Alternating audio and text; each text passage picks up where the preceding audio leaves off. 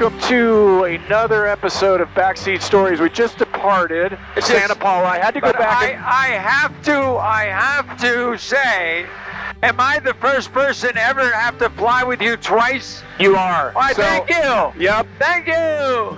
Why am I doing it for the second time? All right, so here, let me give you just a quick Cliff Notes backstory. So, about a month and a half beautiful. ago. It was a great flight. And halfway into the flight, the battery on the camera dies. Okay, Caitlyn, there's a battery in the bag behind you. Can you grab that? We grab it, we swap it, plug it back in. All of that took just about 3 minutes. Kicked the camera back on and carried on. And got to the hotel that evening, pulled all the footage, and the audio cut out halfway through. So, what I did, I called Caitlyn. I said, Caitlyn, you're going to hate me for this, but we have to go fly again. Here we are. Are you up for it? She said, yep, I sure am. Let's do this. So, all right. Here we are, just departed. What are our chances for that working again and continue to work? Well, you be the judge of that. Do I need to keep checking things? Probably. So, today, Caitlyn Jenner backseat. I'm back. Caitlyn's lived more chapters in life than I think any of us, right? I'm a team player. Olympic gold medalist. You're a TV personality. You have nearly 50 years of flying airplane experience. I know. It's amazing. Nobody knows that. Yeah, probably one of the most recognized voices in the transgender community. You've got a lot of history under your belt. So welcome and thank you. Thank you again for flying with me. I appreciate it. You know, when I tell people I have airplanes, they go, "Oh my God, and you fly them?" Right? I go, "Well, yeah. Why would I have an airplane and not fly them?" I started taking my pilot's license in 1976, right after the games. I got my ticket like in 77. And I pretty much consistently flown all those years. So, I'm coming up 26, will be 50 years. 50 years flying. I haven't totaled all my time up, but somewhere 5,000, 5,500 hours. A lot of time. Yeah, a lot of time. Back in the old days, I was working, doing sports television, NBC, ABC. So I'm doing different shows all over the country. Yeah. So at that time, I had a P Baron and an MU2. Yep. I got a turboprop, a little faster. And I flew myself everywhere. Just little old me in the plane, and it worked out great. So business and pleasure. And kind of if you fast forward then, you have an X-Cub. Right. And you've talked about just how the joy of flying is so simplified in that plane. Tell me a little bit about getting into the Cub. In my career, I've had what I call go-place airplanes, go places, and there's also the sport of aviation, the fun stuff. I had a Pitts for a long time, flew a lot of aerobatics, scared the hell out of myself a couple of times. Yep. But never having any problems. And anyway, I had a P Baron about 3 years ago, and COVID hit. Not only had work backed off, the speaking business backed up, then it went to zero. And I got rid of it. And once it left, I'm always, the airplane took great care of me. Never had a problem. And, I kind of thank them. And I was cleaning out the hangar after it left, and a guy goes coming by, and he says, I heard you're interested in a bush plane. I got one for sale in the hangar right over here. I said, no way, let me go look. And there was this brand new X-Cub. Talk about gorgeous. So I went up buying it, pushing it down to my hangar. Okay. And I've had it ever since, and honestly, one of the best investments I've made. I love it. So aviation has been good to me. Aviation's been great to you. Boy, look at the traffic. Oh my gosh, that looks awful. What day is it today? Monday. Why is there so much traffic? Well, it's Monday. I have no idea, unless there's an accident going north. Yeah. Well, that's awesome. And so aviation came right after the games, right? Right. So you had been busting your ass for the games, which that's 1976 in Canada. Gold medal, decathlon. Right. And also a world record. I'm glad you mentioned that. Yep. I was going to bring that up if you did. That's an incredible feat. Tell me just a little bit about the games. Always involved in sports. I played football, basketball, ran track. Uh-huh. athletically, there was nobody in the family. I had a lot of things. I was dyslexic, so I didn't do very well in school, and I didn't like school. I was also gender dysphoric, but back then you didn't talk about it. You kept your damn mouth shut. Yep. Just move on. Yeah. And to be honest with you, when I look back on my life, all of those things were very important for me getting that heavily involved in sports. Okay. But I just kept working at it. Yeah. And doing things that I thought I would never do. Right. And then all of a sudden, I wasn't trying to be the best in high school anymore, or, in college. I'm trying to be the best in the world at something. Right. That takes another level of commitment. A total different level. Yeah. So at what point did you kind of activate there and just know that you were going for something way bigger, way greater? 1972. Uh-huh. The Olympic trials. The Olympic trial system in the United States is very simple. One meet, you make the qualifying standard, you go to the meet, top 3 move on from that meet. Yeah. No matter what you've ever done in the past. You could be the best in the world, never lost a meet your whole life, you get 4th at the trials, you're not going. Wow, okay. And it does happen. But then the other hand can work the other way. Uh-huh. So the decathlon is 10 events. You run 5 events the first day and 5 events the second day. Okay. So I run the first 5 events, the 100 meters, long jump, shot put, high jump, 400 meters. And there I am, sitting firmly in 11th place. Okay, top 3 go, I'm in 11th. I'm figuring I'm okay, but I'll just try to do better next time. Maybe 4 years from now, if I'm still doing this, maybe I'll have a chance. So, start off the second day, 110-meter high hurdles. I ran a good race. It moved me from 11th right back to 11th. So the next one is the discus. Best throw of my life. And I thought that had to help, and it did. Wow. It moved me from 11th all the way up to 10th place. That's good. Top 3 move on to the game. So the next thing I go to is the pole vault. Pole vault, javelin, 1,500 meters, my 3 best events. I go to the pole vault, move from 10th to 7th. I throw the javelin 7th to 5th. So I'm in 5th place. Holy. Going into the 1,500 meters. Who are you up with? Like, who's your key competitors? best- Are these friends of yours? Oh yeah, everybody knows everybody. Yeah. Yeah, And- we've been all running against each other for a long time. Yeah. So I you're gotta in beat fifth. this guy, Steve Goff, by 18 seconds in the 1,500 meters. I gotta be at the finish line. He still has to be well into the turn. I had to beat him by 18 seconds. Uh-huh. Ran an 8-second personal best time. I ran 8 seconds faster than I ever ran before. Oh my gosh. And beat him by 21 seconds and snuck into 3rd. That race changed my life because from that point on, I always knew that if I want something bad enough, I'll get it. You want to see my daughter's house? Yeah, we looked at it last time. Let's see if we can remember over where here, that's. over to the left a little bit. Yeah. Okay, I can see it from here. That's her riding stable. Yeah, okay. See the stable and Oh, the yeah, right grass down to here. the left? I remember it, yeah. Behind the big And- pool that you can see right here, Yes, right? and that's her house. Yeah, beautiful. Yeah, it's 127 years old. Oh my gosh, it's But gorgeous. the problem is you can't show it on TV. Yeah, I won't show it. Yeah. Nope. Oh, I would get. Well, that's it right there. we'll There's cut the it out. riding Yeah, stables. Yeah, I remember The that. riding areas. Yeah. Yeah. My little daughter. Oh, I love that. Yeah. So I go to the games. I get 10th place. Yep. Very happy. So this is the 72 games. 72. Yep. And I'd never seen a gold medal ceremony live happening right in front of me. Okay.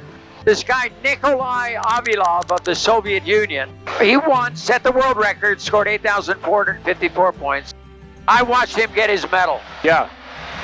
And man, the fire started burning. I said to myself, basically, I never expected to get this far. But what if I take the next 4 years of my life and give up everything else and do nothing but concentrate on standing up on top of the platform? Because you know what? That's what I want.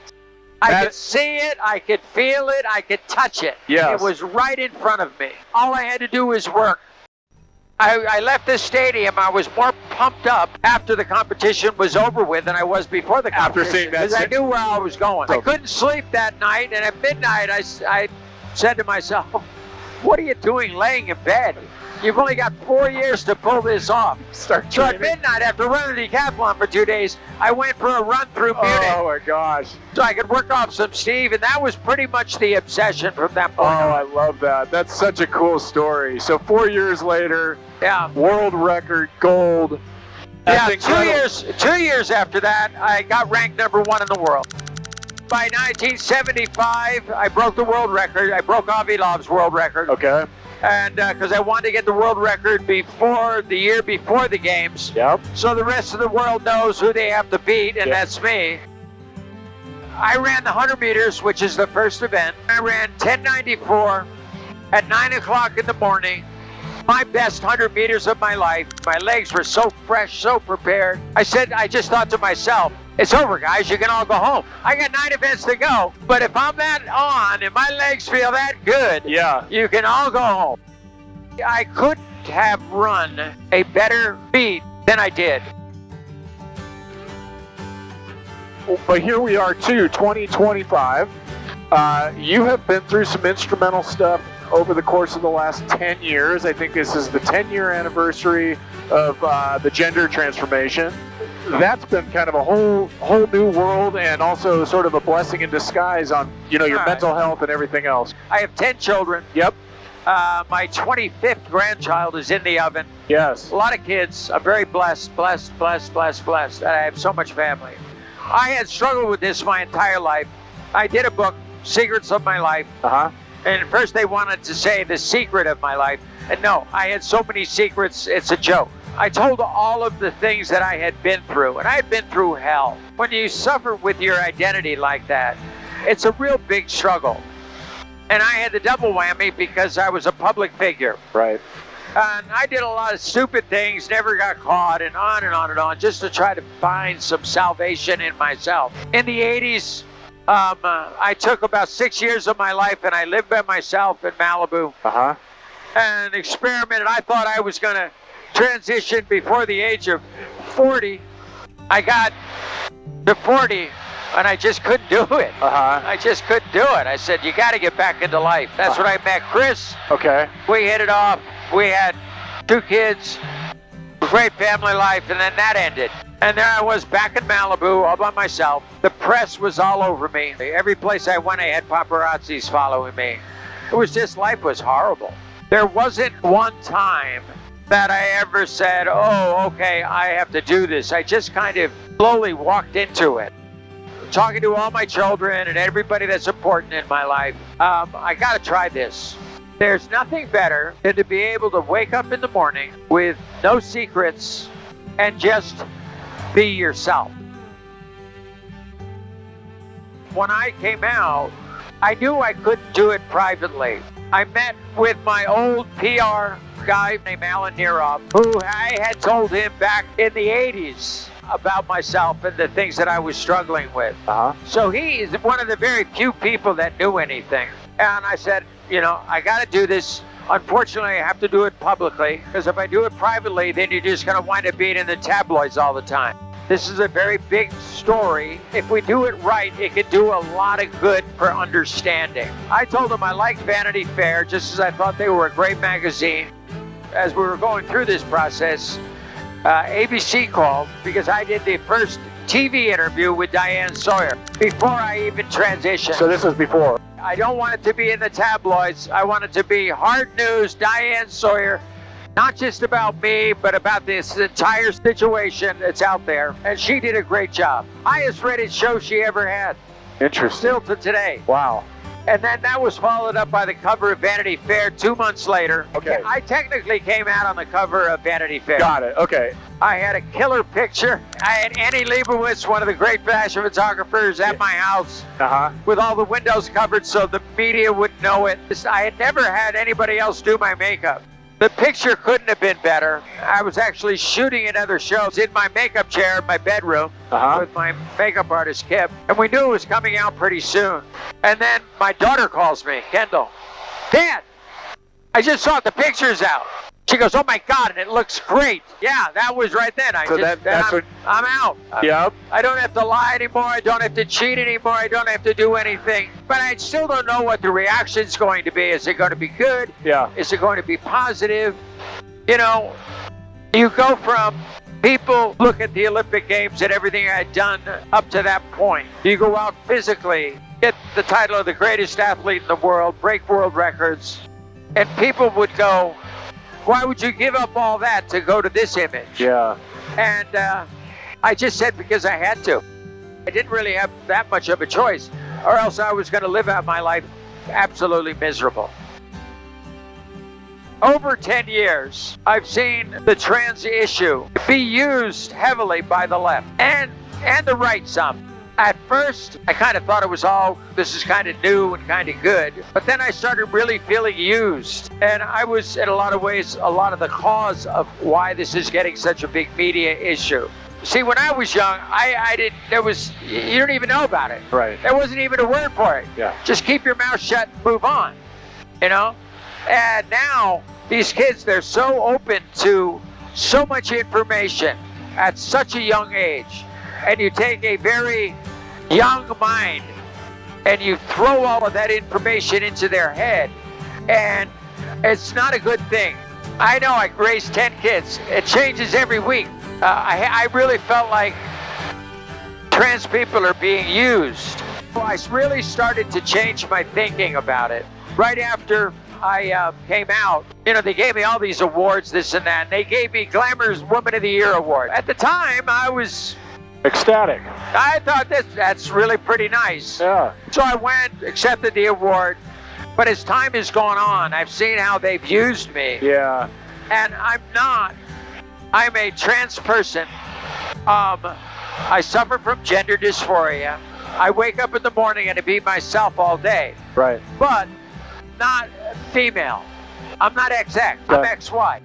I identify, I'm a fairly transitioned transsexual. Uh-huh. And so I took the Glamour Award, and I basically wrote a thing on Twitter, said I'm giving it back. I don't feel it's right. Yeah. They've taken this whole thing too far. Yeah, I just wake up and be myself all day. I live a great life. My kids are great. Spend time with the children. People that are truly gender dysphoric, you would never know that they were ever even trans. Right. Male to female or female to male. And that's what it needs to be.